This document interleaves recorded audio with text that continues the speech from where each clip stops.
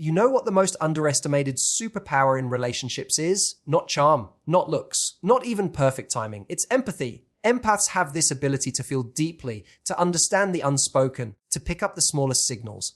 But here's the catch. When you're wired to care, you sometimes attract people who are wired to run. The avoidant, the one who keeps you at arm's length, who makes you question your worth by pulling away just when you've given the most. And here's where the payback happens, because the empath eventually realizes something powerful. The avoidance cold games don't actually lower the empath's value. They expose the avoidance fear. When an empath wakes up to this truth, the game ends. Instead of chasing, they step back. Instead of begging, they set boundaries. Instead of questioning their worth, they radiate it. And suddenly, the avoidant who thought distance gave them control feels the absence of someone who actually saw them. Someone they may never find again. The empath's payback isn't revenge, it's evolution. It's stepping out of the cycle of cold games and walking towards someone who values the warmth they give. And the ultimate twist, the avoidant who once believed they held the power ends up haunted by the one person who refused to let their love be devalued. Empathy is often spoken about like it's just a nice trait, like being polite or holding the door open for someone. But the truth is, empathy is a force. It's the ability to see beneath the surface, to recognize the little shifts in someone's tone, to notice when a smile doesn't reach their eyes, to feel tension in a room that no one else is acknowledging. It's not softness, it's sensitivity combined with awareness. That's why it's a superpower. When someone is deeply empathic, they don't just hear words, they hear what's not being said. They don't just watch someone's actions. They sense the motivations and fears behind them. That makes them incredibly valuable in relationships. They become the person who gets it, who can read between the lines, who makes others feel safe because they are truly seen and understood. That level of connection is rare, and it creates an almost magnetic pull. People feel drawn in because they experience something they don't find easily, the feeling of being deeply recognized. But with every strength comes a shadow side. For empaths, that magnetic ability to tune in can attract people who are not ready for that level of connection. Enter the avoidant. To the empath, the avoidant can appear intriguing, mysterious, even challenging. At first, the avoidant might enjoy the empath's warmth and attentiveness. It feels soothing. But soon, the depth of that empathy becomes overwhelming for someone who is wired to keep emotional distance. The avoidant starts to pull away, not because the empath has done something wrong, but because the closeness stirs fears of vulnerability, loss of control, or being trapped. Here's where the empath often gets caught. Because they can sense the avoidant's hidden wounds, they try harder. They think, if I can just love them enough, if I can just show them they're safe, they'll stop pulling back. That instinct comes from their gift, but it also becomes their trap. They mistake the avoidance fear as an invitation to give more, rather than recognizing it as a sign of that person's limits. And this is what makes empathy such a double-edged sword. It's a superpower because it brings light into dark places, but it can also blind the empath to the fact that not everyone deserves that light when an avoidant plays their cold games. Distancing, withholding affection, sending mixed signals, the empath often personalizes it. They think, if I were enough, they wouldn't withdraw. But that's not the truth. What's really happening is that the avoidant is reacting to intimacy itself, not to the worth of the empath. The empath's power grows when they realize this distinction, when they see that their depth isn't a liability, but a mirror reflecting the other person's capacity or lack of it to connect. Empathy isn't weakness, it's strength, but only when it's directed wisely. Only when the empath understands that being able to feel so much doesn't mean they must always fix, heal, or chase. It means they get to choose where their gift is valued and where it's wasted. When someone pulls away, goes cold, or creates distance, it's almost instinctive to question yourself. You start asking, what did I do wrong? Did I come on too strong? Am I not enough for them to stay close? That self-doubt creeps in fast, especially for people who give deeply in relationships. But here's the truth that changes everything. Their cold behavior is not a reflection of your worth. It's a reflection of their fear. The avoidance games don't make you less valuable. They reveal their limits. Think of it this way. Imagine standing in front of a mirror. The mirror isn't broken because it reflects your image. If the reflection looks blurry, it doesn't mean you're flawed. It means the glass is smudged. Avoidant behavior is just that, a smudged mirror. It shows distortion. It shows fear of intimacy. It shows someone's inability to stay present when emotions get intense. It does not show the truth of who you are. When an avoidant distances themselves, it often feels personal. They may stop texting back as quickly, they might dismiss your feelings, or they could withdraw affection right when you need reassurance. To an empath, this can feel like abandonment, like rejection. The first impulse is to analyze every interaction, replay conversations, and search for the mistake that caused the withdrawal. But the withdrawal wasn't caused by you. It was triggered by them. It's a protective mechanism, one they've built over years to shield themselves from vulnerability. Here's the paradox: the more valuable you are, the more you bring warmth, depth, and real connection, the more likely it is to trigger an avoidant's fears. Your consistency highlights their inconsistency. Your openness shines a light on their guardedness. Your love demands that they face the very thing they run from: closeness. So when they pull away, it's not because you lack value, but because your value challenges their comfort zone. This is where many empaths fall into the trap. They think, if I just tone myself down, if I love a little less loudly, maybe they'll stay. But diluting your light doesn't stop someone else from fearing it. It only dims your own power. The avoidant isn't pulling away because you're too much. They're pulling away because they can't handle enough. The shift happens when you stop internalizing their coldness as evidence of your inadequacy. Instead, you see it for what it is: their fear projected outward. Their avoidance is a defense, not a judgment. It's not a verdict on your worth. It's not a measure of your desirability. It's simply their way of managing emotions they don't know how to handle. When you stop personalizing their games, you reclaim your power. You no longer beg for warmth from someone who has chosen to stay cold. You no longer shrink yourself to fit into the narrow confines of their emotional availability. Instead, you stand in the truth that their distance is about them, not about you. And that shift alone shatters the illusion of control the avoidant thought they had. The moment an empath realizes that chasing love only leads to exhaustion is the moment everything begins to change. For so long, the pattern looks the same: someone pulls back and the empath leans in. They notice the distance, feel the shift, and instead of protecting their own energy, they double down on giving. More reassurance, more effort, more patience. It comes from a beautiful instinct, the desire to heal and connect, but it becomes a cycle where the empath ends up drained and the avoidant remains in control. The true transformation happens when that instinct is replaced with something far more powerful: boundaries. Boundaries are not walls. They are not punishments. They are a declaration of self-respect. They communicate: I will love fully, but I will not chase endlessly. I will show up deeply, but not at the expense of my own peace. This shift from begging to setting boundaries is the exact point where the empath reclaims their power. It takes courage, because stepping back when someone pulls away feels counterintuitive. The empath's heart screams to move closer.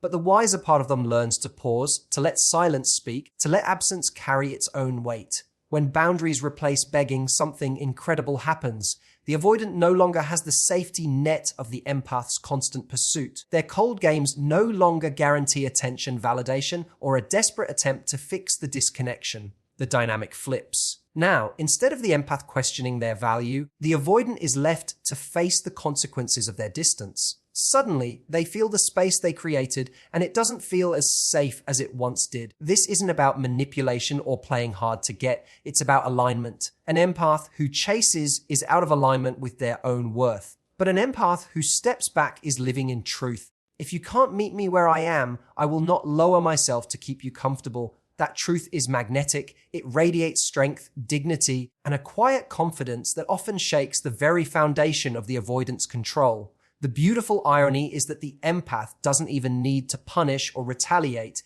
Their silence, their boundaries, their refusal to beg, these do the work. And more importantly, the empath feels a different kind of freedom. Instead of obsessing over how to win someone back, they focus on how to stay rooted in their own value. They discover the peace that comes from no longer overextending, no longer proving, no longer performing to earn scraps of affection. Stepping back is not indifference, it is clarity. It is the decision to honor yourself enough to stop negotiating your worth. It is the recognition that love should flow freely, not be coerced. And when the empath finally replaces chasing with boundaries, the dynamic is forever altered. The avoidant may notice the loss, or they may not. But the empath no longer plays the game. And that in itself is the most powerful move they can make. Revenge is tempting when you've been hurt. There's a certain fire that rises when someone plays with your emotions, when they make you feel disposable, when they twist your love into a game. The natural human instinct is to want them to feel what you felt, to taste the pain they caused. But the empath's greatest strength lies in choosing something higher. The real payback is not in revenge, it's in evolution. It's in refusing to lower yourself to the same cold tactics and instead stepping out of the cycle altogether. Think about what revenge really is. It's still focused on them. It's still about their reaction, their recognition, their response. That means even in anger, they remain at the center of your world. Evolution, on the other hand, pulls you out of that orbit. It shifts the spotlight back where it belongs on you. When you choose growth over retaliation, you stop being defined by what they did and start being defined by how you rise. That's where the real transformation takes place. An empath who evolves is unstoppable. They take the heartbreak, the disappointment, the endless tug of war, and they turn it into clarity. They stop confusing connection with chaos. They stop mistaking intensity for intimacy. They stop pouring love into cracks that were never theirs to fill. Instead, they build a new standard. They declare, I will no longer participate in dynamics that shrink me. I will no longer settle for love that makes me question my worth. That decision is more powerful than any act of revenge could ever be. And here's the twist: this evolution often delivers the very outcome revenge seekers crave. The avoidant feels the absence. They notice the silence. They see the glow that comes when an empath redirects their energy inward and begins to thrive without them. But the difference is that the empath no longer needs that reaction. The beauty of evolution is that it makes the avoidant's response irrelevant. Whether they regret it or not, whether they chase or not, whether they finally see what they lost or remain blind forever, the empath has already moved forward. This kind of payback is silent but undeniable. It shows up in the way you carry yourself, in the way you no longer settle, in the way you attract healthier, more reciprocal love. It shows up in the peace you feel when you stop living in cycles of tension and release. It shows up in your ability to smile, not because you got even, but because you grew stronger. The truth is, nothing dismantles cold games faster than someone who refuses to play. The avoidant thrives on reactions, on knowing they can pull away and still be pursued, on feeling they hold the power. Evolution shatters that illusion. When the empath evolves, they stop being the player in someone else's game and start being the creator of their own. And that shift is the ultimate payback. Quiet, powerful, and permanent. Power in relationships is often unspoken. It's not always in the words exchanged, but in the dynamics underneath. The subtle push and pull, the silences, the timing, the distance. Avoidants often believe they hold the power because they control the rhythm. They decide when to come close and when to withdraw. They create uncertainty, and uncertainty breeds longing. For a while, the empath gets caught in this cycle, waiting for the next breadcrumb, hoping that patience and devotion will eventually be rewarded. But everything changes the moment the empath chooses to walk away. That single act dismantles the entire structure of control the avoidant thought they had. When the empath walks away, they are doing something the avoidant never expected. They are rewriting the script. For so long, the avoidant relied on the certainty that the empath would stay, no matter how cold the games became. That safety net is what allowed them to play the push-pull dynamic with such confidence. But when the empath finally steps back, not in anger, not in revenge, but in quiet clarity, it leaves the avoidant exposed. Suddenly, they feel the weight of what they took for granted. What unsettles the avoidant most is not the loss of attention, but the loss of being seen. Empaths don't just offer affection, they offer understanding. They notice the things others miss. They validate the unspoken fears, the hidden insecurities, the contradictions that even the avoidant hides from themselves. To be deeply seen and still accepted is a rare gift, and when that gift is withdrawn, it creates a void that is hard to ignore. The avoidant may not admit it, but that absence lingers. For the empath, walking away is not about teaching the avoidant a lesson. It's about teaching themselves their worth. It's about proving, through action, that they will not settle for conditional love or half-hearted presence. That choice radiates strength in a way words never could. It says, I will no longer place my heart in the hands of someone who doesn't know how to hold it. And once that choice is made, The avoidant's cold games lose their grip entirely. The irony is that the avoidant often feels the strongest pull once the empath is gone. What once seemed certain is now uncertain. The person they thought would always be there no longer is. The control they relied on dissolves. But here's the most important part. By the time the avoidant realizes the depth of what they lost, the empath has already stepped into a higher version of themselves. They are no longer looking back for validation. They are no longer waiting to be chosen. They are busy choosing themselves. This is why walking away is the most powerful move an empath can make. It's not dramatic, it's not loud, but it is final in a way that shifts everything. The avoidant may or may not ever change, but their cold games can no longer touch the empath who has chosen self-respect over self-sacrifice.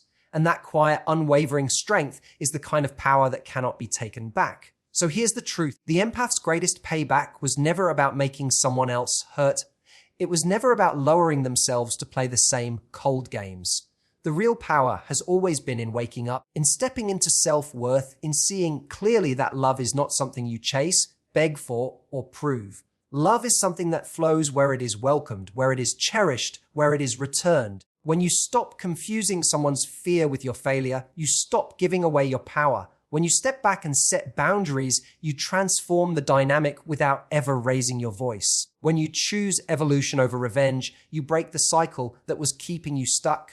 And when you finally walk away, you not only shatter the illusion of the avoidant's control, you also reclaim the most important thing, your freedom to love without losing yourself. The empath's story isn't one of weakness or victimhood. It's a story of awakening. It's the story of someone who felt deeply, who gave greatly, and who finally realized that their gift is far too rare to waste on cold games. That realization is the turning point. That's the true payback. Thank you for being here, for listening, and for giving your attention to something that matters, not just in love, but in life. If there's one thing to take with you, let it be this: your empathy is not your burden, it is your brilliance. And the moment you stop letting it be devalued, you step into a kind of power that nothing and no one can take away. Thank you, and I wish you all the courage to honor your worth, the clarity to walk away from what doesn't serve you, and the strength to embrace the kind of love that truly does.